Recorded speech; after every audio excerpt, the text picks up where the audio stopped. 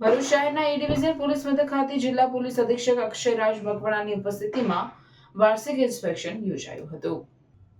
Inspection દરમિયાન એસપીએ police મથકની વિવિધ શાખાઓનું નિરીક્ષણ કરી કામગીરીની સમીક્ષા સાથે જરૂરી માર્ગદર્શન આપ્યું હતું।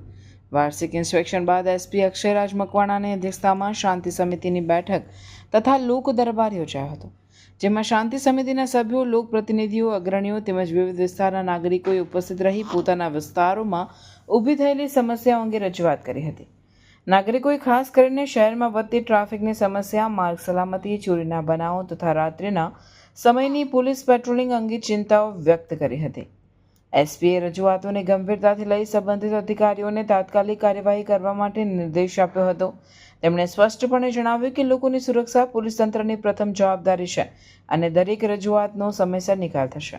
આ અવસરે ભરૂચના SC/ST સેલના ડીવાયએસપી ડોક્ટર અનિલ સિસારાએ, એ ડિવિઝનના પોલીસ ઇન્સ્પેક્ટર RM વસાવા, PSIઓ સહિતના પોલીસ કર્મચારીઓ હાજર રહ્યા હતા।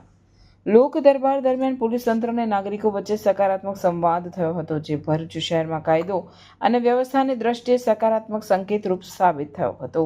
પ્રશ્નો હોય તો એને વાંચા આપી શકે। એ સિવાય તમારા તરફથી જો કોઈ સૂચનાઓ હોય કે અમે પોલીસ સ્ટેશનનું કામકાજ ઓર સારું કેવી રીતના કરી શકીએ, તો એ માટે બી આપણી સૂચનાઓને લઈ શકાય, એ માટેની આ મિટિંગ હોય છે। સાથે સાથે અહીંયા મોટી સંખ્યામાં મહિલાઓ પણ હાજર છે, તો મારી એમને રિક્વેસ્ટ રહેશે કે આપણે મહિલાઓની સિક્યુરિટી માટે, સેફટી માટે કોઈ વધારે સારું શું કરી શકે એ પ્રકારે તમારા સૂચનો હશે તો અમને લોકોને ગમશે। સાથે સાથે જેવી રીતના તમે તમામ લોકો જાણો છો કે દિવાળીનો તહેવાર આવી રહ્યો છે। દિવાળીના તહેવારને લઈ અને પોલીસ દ્વારા જે છે વિશેષ પ્રકારના બંદોબસ્તનું આયોજન કરવામાં આવતું હોય છે। ખાસ કરીને જે જગ્યાએ લોકો ખરીદી કરવા માટે જાય છે, જેમ કે સોની બજાર હોય છે, એ સિવાય કપડાઓનું બજાર હોય છે, અને ગૃહિણીઓ પણ નાના મોટા પોતાની વસ્તુઓ લેવા માટે અને સાથે સાથે મીઠાઈ અને ફટાકડાના બજારમાં ખૂબ ચહલપહલ રહેતી હોય છે। આવા સંજોગોમાં પોલીસ દ્વારા જે છે એ મોડે સુધી પેટ્રોલિંગ, પોલીસ દ્વારા વ્હીકલ ચેકિંગ અને પોલીસ દ્વારા જે છે એ તમામ નાગરિકોની સુરક્ષા માટે અલગ અલગ જગ્યાએ ફિક્સ પોઈન્ટ રાખવામાં આવેલા છે।